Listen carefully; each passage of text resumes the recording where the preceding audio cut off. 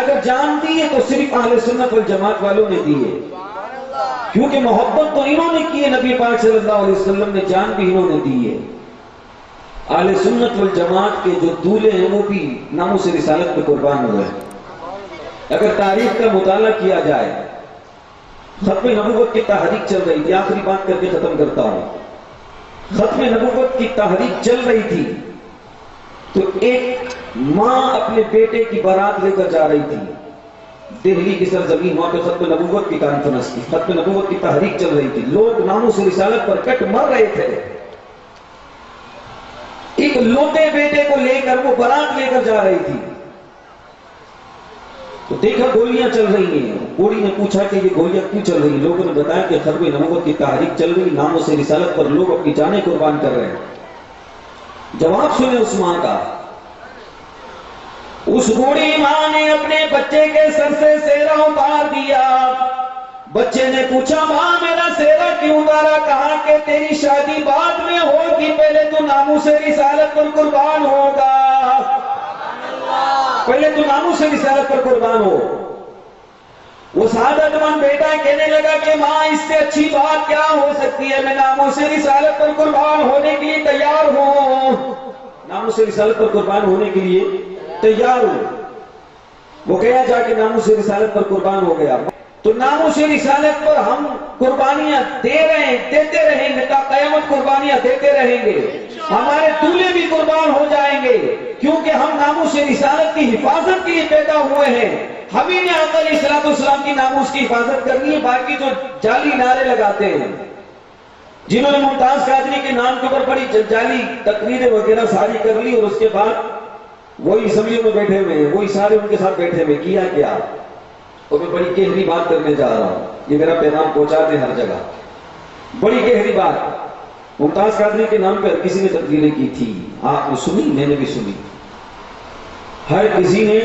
یہ میرا ایک میسیج ہے، میرا ایک اپنا ذہن ہے، جو میں نے سوچا اس کے متعلق کہہ رہا ہوں۔ سب نے تقریریں کی، میڈیا کو برا بھلا کہا، میں نے بھی گالیاں دی تھی، میں نے بڑی تقریریں کی تھی، جگہ جگہ جلسے جلوس ہوئے، ناموس رسالت پر لوگوں کے جذبات کو بھارا گیا۔ لیکن جب رمضان کا مہینہ قریب آئے تو سارے ٹرانسمیشن میں آ گئے، سارے آ گئے، چاہے وہ کسی بھی مکتب فکر سے تعلق رکھتا ہو۔ سب نے کہا تھا کہ ناموس رسالت میں ممتاز قادری کا کردار بڑا اہم ہے، وہ حق پر تھا۔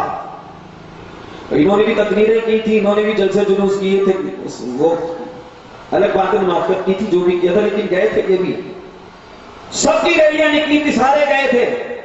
کیا کیا؟ سارے جتنے بھی ہیں وہ سب ناموس رسالت پر تقریریں کرنے کے بعد، تاکہ بکنے کے بعد اسی میڈیا کی دور میں جا کے بیٹھے، جس نے ناموس رسالت کا ممتاز قادری کا دکھایا تو کچھ نہیں تھا۔ یہ میں میسیج دے رہا ہوں، کچھ نہیں دکھایا ہے۔ اگر وہ اس وقت دکھا دیتے تو یہود و نصارہ کا مر جانے کا دن تھا، اسلام کے غلبے کا دن تھا، ساری امت متحد ہو چکی تھی۔ اب کردار کیا ہونا چاہیے تھا؟ یہ تمام مکاتب فکر کے لوگ بیٹھتے اور سارے ایک جگہ ہوتے اور کہتے کہ ہم متفقہ فیصلہ کرتے ہیں، ہم کسی ٹرانسمیشن میں نہیں جائیں گے۔ ان کے پروگرام فلو کرتے، ان کو بتاتے کہ اسلام کتنی بڑی طاقت ہے۔ تم آج ناموس رسالت کا نہ دکھاؤ گے، ممتاز قادری کا نہ دکھاؤ گے، تو ہم تمہارے کسی میڈیا چینل پر نہیں آئیں گے۔ لوگ کہتے ہیں دین کا کام رک جائے گا، وہ کہا ہے دین کا کام میڈیا سے؟ مجھے بتاؤ کہ حیائی کے علاوہ ادھر لڑکا بیٹھا ہے، ادھر لڑکی بیٹھی ہے، ٹرانسمیشنوں کے اندر سامنے ڈانس ہو رہے ہیں، یہ میٹنگ کی دین کا کام ہو رہا ہے؟ کس چیز کا کام ہو رہا ہے؟ آپ کہتے ہو دین کا کام نہیں ہوگا؟ آپ مجھے بتا دیں میڈیا کے ذریعے کام نیک ہو کون سا رہا ہے؟ آپ نے تو میڈیا کو بتا دیا جی ہم اتنے کمزور ہیں، تم ہمارے گلے دباتے رہو، جو مرضی ہمیں کہتے رہو، پھر تم بلاؤ کہ ہم تمہارے ٹی وی چینلز پر آ کر اپنی خطابت کریں گے، اپنا جو بھی کرنا وہ کریں گے۔ کمزور تو ہم نے اپنے آپ کو کر دیا۔ بڑے افسوس کے ساتھ کہنا پڑتا، اللہ نہ کرے کل کو کوئی ناموس رسالت پر حملہ ہوا تو ہم کچھ نہیں کر پائیں گے۔